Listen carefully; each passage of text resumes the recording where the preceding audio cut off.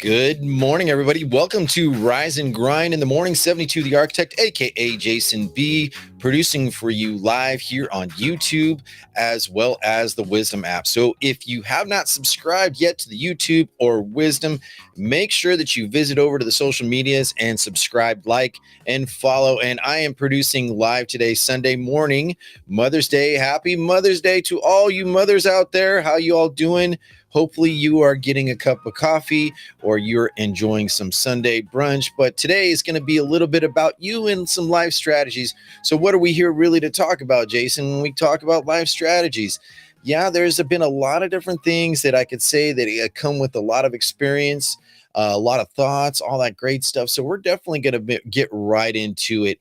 And what makes today so important? First of all, let me give it the biggest shout out possible to all the mothers of my children, as well as my own mother. Without my mom, I wouldn't be the best part of me wouldn't be here as same as the bad part. But hey, my mom's been an incredible influence on my life, and I gotta give her a lot of credit. But as I think back on Mother's Day, exactly, I'm thinking about quite a few things. I'm actually thinking about, what made me and what got me here where I'm at, whether good, bad, ugly, whatever you want to call it, what got me here, and where did I learn, and who was my mentor, and who was my mother, so to speak, as we go into life strategies. Yes, that's what I'm talking about, life strategies. Now, there are a couple of essential areas about life strategy, but who'd you learn from? And most likely began day one when you came out of your mom's womb, or maybe a cesarean, whatever. But however you came out, one of the things you would have to say is the first person that touched you, that held you, was your mother. And if you're adopted, it might be the other, circumstance that I'm not really covering, but that's another story and another day to talk about. But what do I have to say about my mom? My mom is hard as rock sometimes. She can be stubborn, she can be open, but when it comes to a decision that she's had to make and what she's had to get through with three kids, my brother Justin, Melissa, and myself, and me being the oldest, it's not been an easy ride, but it's not been a terribly difficult one. We've had lots of adventures, we've had lots of debates, arguments, we've had lots of celebratory moments from her grandchildren, even her great grandchildren. So, my mom has been an incredible pinnacle in my life. But before we really get more into it, I want to kind of bring something to awareness. Now, I was reading something in the Daily Stoic, and I read a question that really made me think about my mom exactly. And it says, when does evil really come and good really come from my choices? What good or bad comes from my choices? Now, the great Stoic philosopher, he says, from Epictetus's discourse, he says, where is good? In our reasoned choices. Where is evil? In our reasoned choices. Where is that which neither good nor evil exists? In the things outside of our reasoned choices. So it's something to metaphorically make us think about that no matter what you do, how you decide today, tomorrow, next week, 1 year from now, or 5 years from now, I want you to actually carefully think about every choice you make is within your own understanding, your own reasoning, and you've picked it, and the outcome what comes next is really, really up to you as far as how you adapt to it. The outcomes are things usually outside of us or inside of us at times, and how we understand things, how we feel things. And that's really what life strategy is all about. Hey, which is the best chess move that we got to play? Not checkers.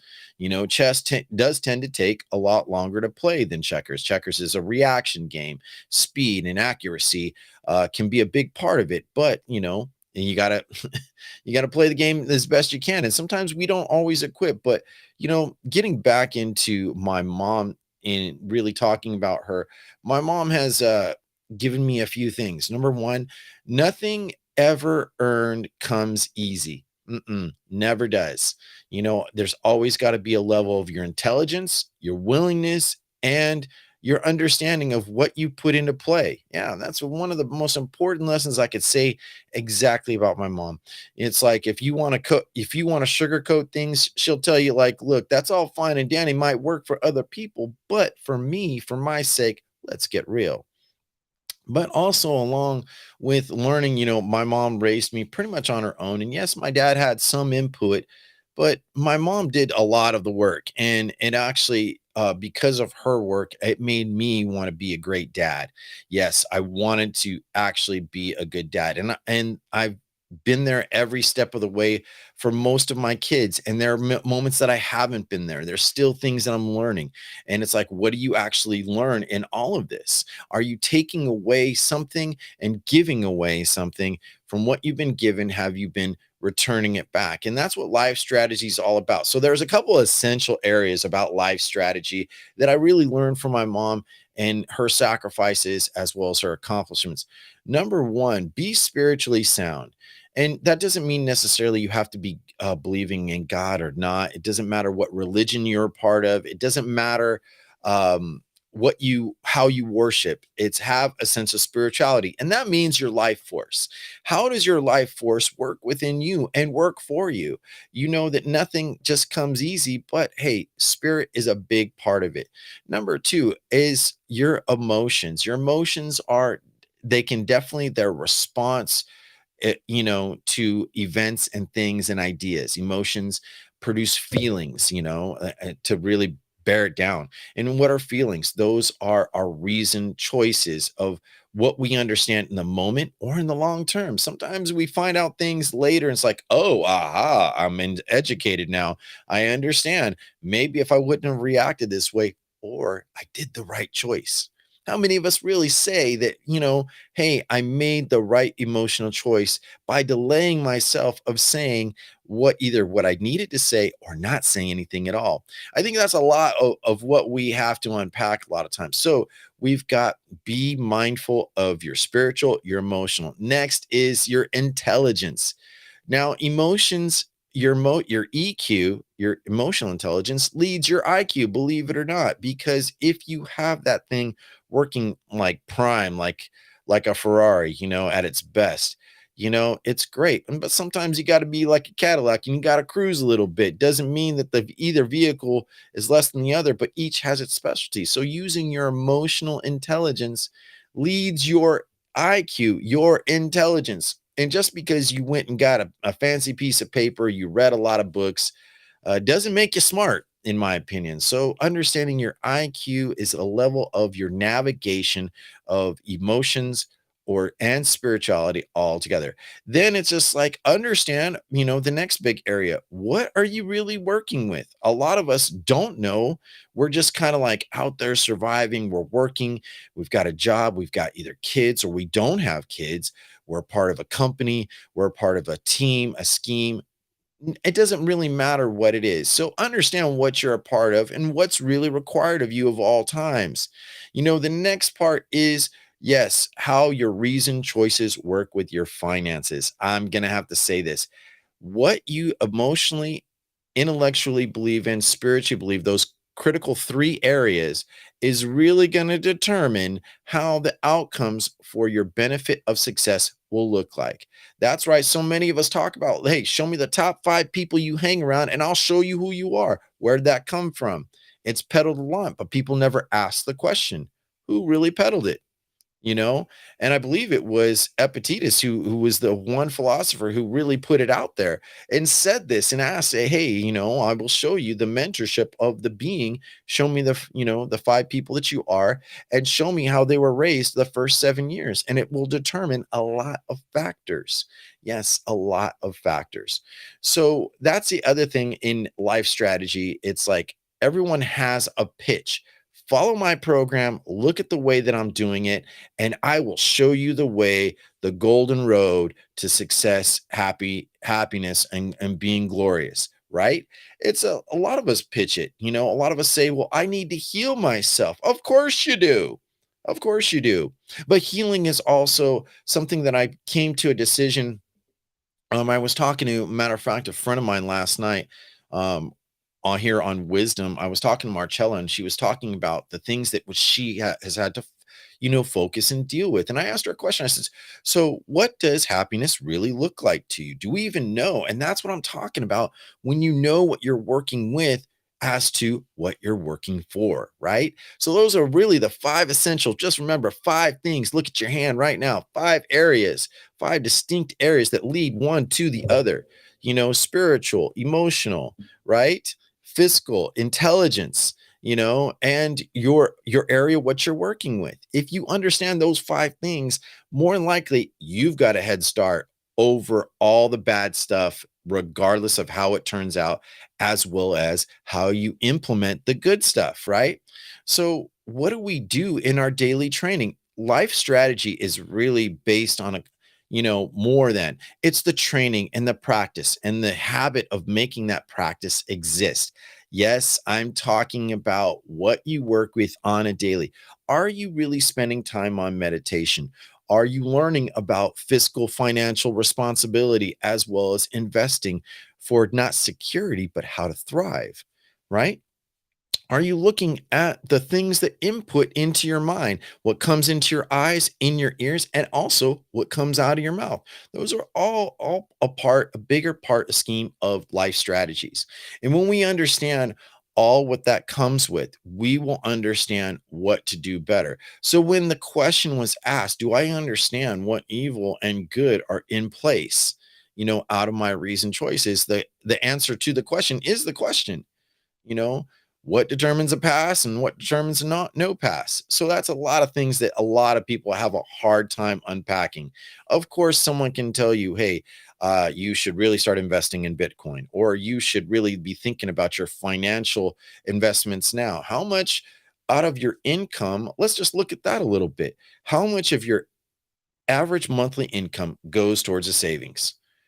For a lot of us, you're talking savings. I'm having a hard time with inflation, but that also tells you where your habits lay, where your beliefs are. That spiritual sense that first said, the very first thing, your spiritual sensibility is going to determine a lot of that fiscal responsibility, believe it or not. So, are you thinking, like, is my emotional side also supporting my spiritual side? Because that allows me to be balanced across the board. Now, I don't always have this exactly figured out, but I know that in my experience, hey, I've made enough bad choices to say, you know what? I now understand a little bit more of what I'm playing and what's on the board. What are my chess pieces? What moves can I make?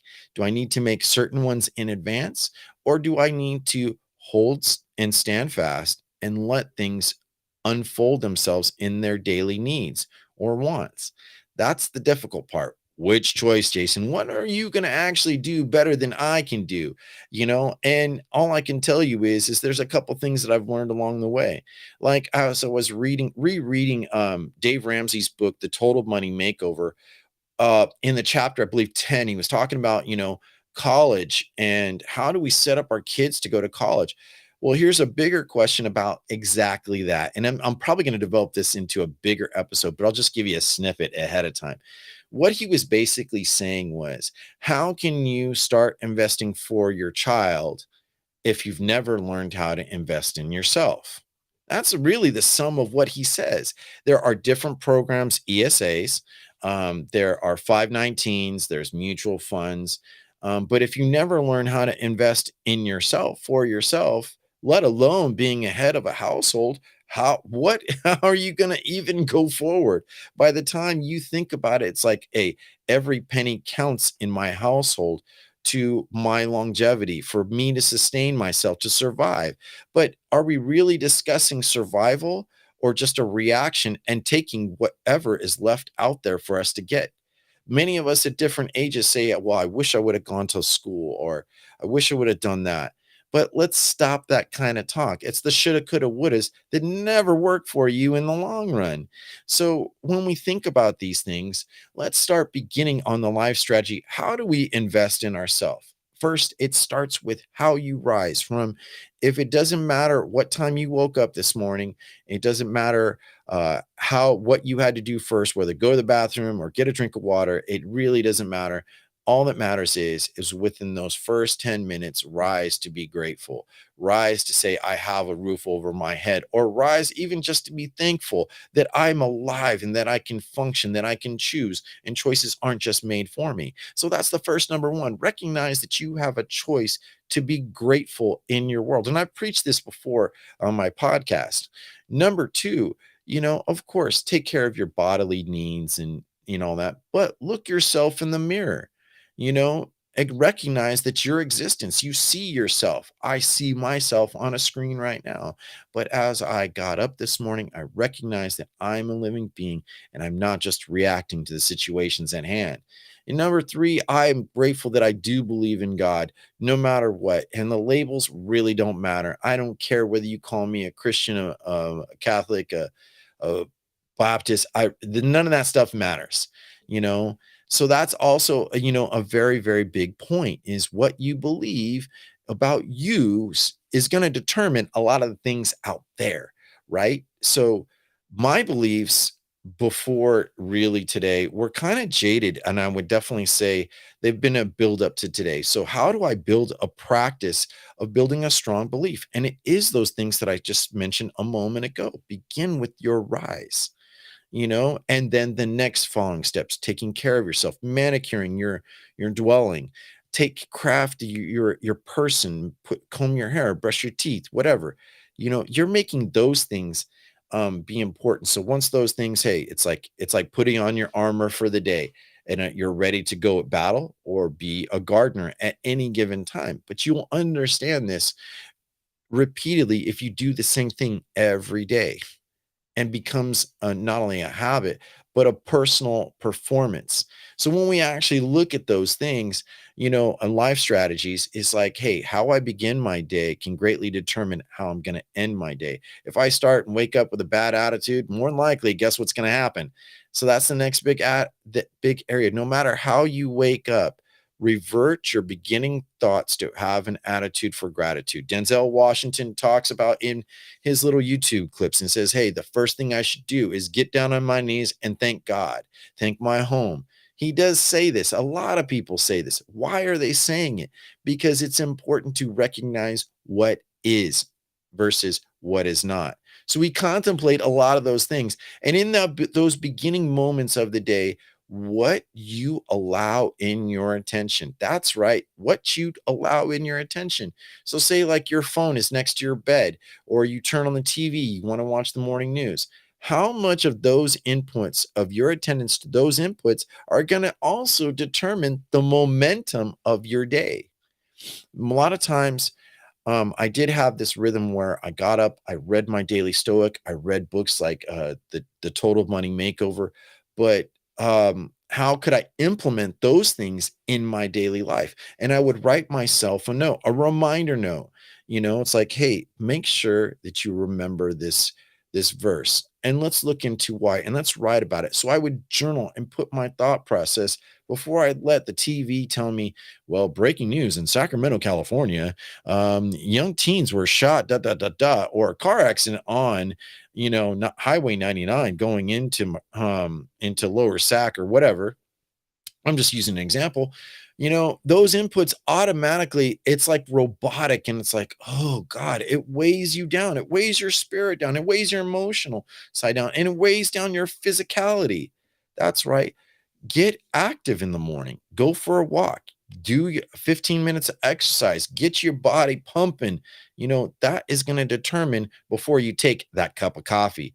Yes, we are ritualistic adrenaline junkies. A lot of us, we will drink coffee. We will pop Red Bulls. We will pop things that give me the sugar. Hey, just okay, I'm ready to go, I think. And by that 10 o'clock hour, a lot of times we start to feel the rundown, and we're just in the beginning parts of our day, believe it or not. So, what you ingest, what you put into your mouth, what you put into your ears, what you put into your eyes, what you put into your thoughts, you are ingesting. Your body is like, hey, I'm ready to perform, but are you sure you're going to give me the right kind of nutrients? Right. And it could be very difficult. Your kids could be wearing you down. It's like, oh God, I got to get up. I got to get this kid out of bed. I got to get them to school. It's like, don't dread the beginning. actually appreciate, because when your kids grow up, let me tell you, one of the hardest things that I'm dealing with personally is not being able to see, for example, my 14-year-old, but I love her tremendous me. And once these things get figured out, I'm going to love her the same way that I always have. I appreciate her because when your kids grow up, they grow out, they go out, they become. And when they need to become, it's all going to be a part of you. So, those mothers out there who made a big impact, you're teaching your children impacts of what they're going to make. So think about that. If you're emotionally upset this morning or frustrated from the night before, ask yourself, is it that important to rehearse for today to make that habit? And some people might make it a generational curse. One little pain can be a lifetime of tragedy. It really can. So think about how you are impacting your kids. I don't care if you grew up poor or privileged or didn't have mom and dad together. Look, I'm right there with you. But when we understand, according to life strategies, healthy life strategies, is like, look, I've really got to set aside those outputs, because those outputs are a rehearsal of me suffering within inside myself. Then I look at my kids and they are a product of rehearsing to them. And then guess what they do? They rehearse what you do. So be mindful of what you say in the morning and whom you say and what you listen to. What has been a topic that has been on a lot of people's minds here in the United States? Roe versus Wade has been a possible decision that may be overturned. Why is it so important? Okay, ask yourself, do I really need to attend to that thought process early in the morning? Because what I got to do today is, first, am I looking at how I will approach my work, my children, and my emotional space? Number one, if I can attend to those things first with the best of my ability, then I will actually be ahead of the curve. And then towards the middle of the day or the end of the day, when I have time to look at the world events or look at the community, then can I say, all right, have I voted? Can I adequately address a topic with the full understanding that it needs? If I haven't, this is where the inputs are very, very important. I always say, leave, you know, like after work, if you want to listen to the local news and see what's going on, do a little reading, read what actually the decision is versus somebody's opinion. You know, by doing that, I am delaying a reaction, a toxic reaction to the world. I remember one of my professors, Pedro Ramirez, he would say in the morning to us as we would walk into his Chicano literature, and also I took him for advanced writing. He used to say, small minds talk about people, average minds talk about events, and great minds talk about ideas. That's right. Begin your day about being creative and innovative with what you work with and who you will be today and tomorrow. Of course, it's important to make plans, but don't get too far ahead of yourself. The way that you begin your morning to be creative and innovative is going to determine your energy level throughout the day. You can't ignore that. It's a fact. Matter of fact, I will tell you that more times when I think about the creative processes of creating revenue streams for myself, not just depending on the job. How I dose out that energy and my attention determines a lot of outcomes that I'm going to end up believing. Remember that part where I said your spirituality and your emotional intelligence and your intelligence, your IQ, all those things, those three things of a trinity, basically they're going to say, hey, you know what?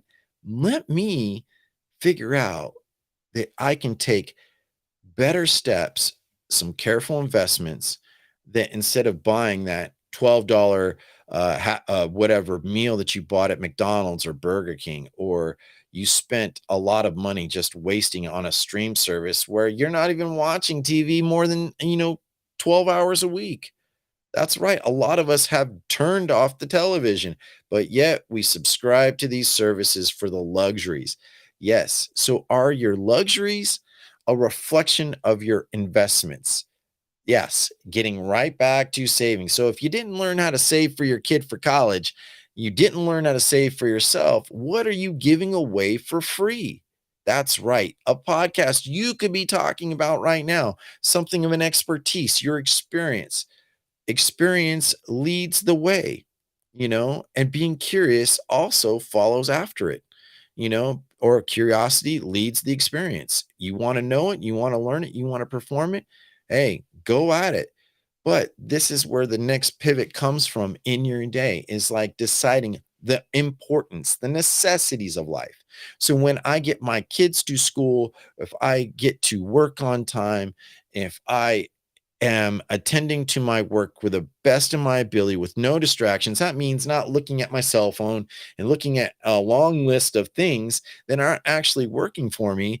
Then I look at the things that are. It's like, okay, I do the best of what I've been in charge of. And from that, then I will learn pivots and strategy to get me to the next step. In leadership, sometimes some of us aren't meant to be leaders, but we're just really good at what we do. We sometimes we are just one regular cog in the wheel to make it all work. So we have to understand, like, hey, we may want some things bigger, but be marginal and mindful of what does that really look like for you? How does it live with you? What if you're working and you believe in those influencers who tell you to work 12, 18 hours a day and only sleep, maybe 6? That's crazy because eventually what you're going to find out is you're going to burn out, but that means also relax. So how do we really make it? And that's what I'm going to be talking about, life strategies, so to speak. So I've got 4 minutes left in my talk, and I'm going to leave the room open for anyone who'd like to come up, any mothers out there, friends of mine. Let's see who's in the audience over on Wisdom. I've got Sapphire London. Hey, welcome in. Kenyatte Garner, welcome in. John Bush, how you doing? Enron or Naron, hey, how you doing? Daniel Harp, good morning. Samantha, happy Mother's Day. Girl Gems and Giggles, hey, welcome in. Let's see who else. I've got quite a few. And thank you, NYG King, for the applause. I definitely appreciate you. Dr. Goodman, I haven't talked to you in a while. So good to see you back on the air. Cecilia Grace, kudos to you, my fair lady. Hey, definitely appreciate you. You're Yakinlande and Kaidi Franco. Hey, welcome in, Kaidi. I've seen you before, and thank you for visiting Rise and Grind as often as you have. I definitely appreciate you. Queen Bee Divine, happy Mother's Day in advance to you because I know that you're working on becoming a mother, or you are a mother in the making. Katie HB, welcome in. Definitely appreciate you. John X, the Vibe Podcast. Karma 8 Kitty, welcome in. NFI Cyber Shots, and a lot of the others that if I haven't announced you, hey, welcome on in. Anyhow, so going forward, Rise and Grind, I'm really just going to focus on specific areas. Every episode, I will anything that I've learned and experienced and putting into regular life, I will share with it here. It will be probably more than likely 30 minutes. So if you miss the show live, that's okay because I would highly encourage you to listen to the recorded talks.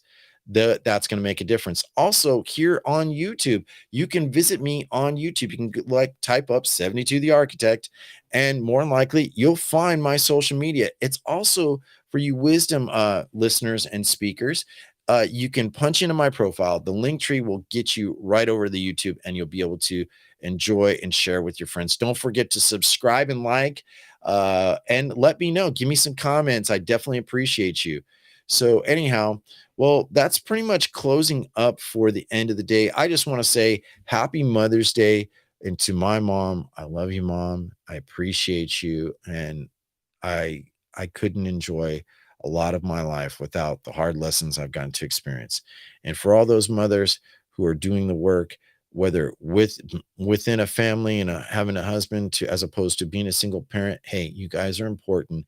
And don't forget, coming up, I think in a month from now, we've got Father's Day. Yes, let's start giving the fathers out their shout outs. Yes, praise those dads who are in the lives, no matter how small or how largely they're in the lives. Make sure that you make a father feel just important. Even if it's not your father, recognize these guys that are really making impacts. I definitely want to encourage that. Well, that's all the time that I have for Rise and Grind this Sunday morning. Happy Mother's Day to you all. We'll see you all the next time.